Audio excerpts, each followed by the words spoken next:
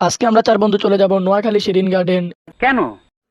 আর ওখানে যাওয়ার আমাদের কোনো প্ল্যান ছিল না, হুটহাট একটা ডিসিশন হয়ে গেল আমরা ওখানে যাব। আর আমরা আমাদের একটা বন্ধুকে অনেক মিস করতেছি। আর ফাইনালি আমরা চলে এসেছি এই পার্কে। আর পার্কে ঢোকার জন্য আমরা 4টা টিকিট নিয়ে নিলাম 4 জনের জন্য। পার্কটাতে নতুন করে কাজ চলতেছে, তাই পার্কটার সৌন্দর্য দেখা যাচ্ছে না। ঢোকার পরে আমাদের চোখের সামনে পড়ে এলো একটা দোলনা। আমি আর আমার বন্ধু শিমুল মিলে এই দোলনাটি কতক্ষণ খেললাম। বেশ ভালো লাগলো দোলনাটিতে খেলে।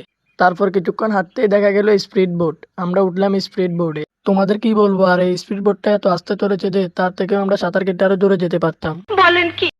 তারপর ওখান থেকে চলে এসে একটা ছোট ভাইয়ের খেলা দেখলাম।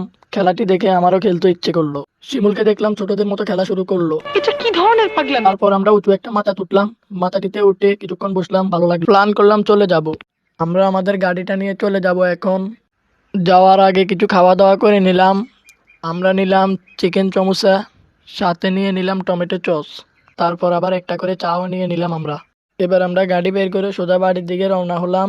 তোমরা রেগুলার মিনি ব্লগস পাওয়ার জন্য চ্যানেলটা সাবস্ক্রাইব করে রাখবে। আর কে কোন জেলা থেকে ভিডিওটা দেখছো কমেন্ট বক্সে বলে যাবে। আপনি 10-এ 10 পাইছেন।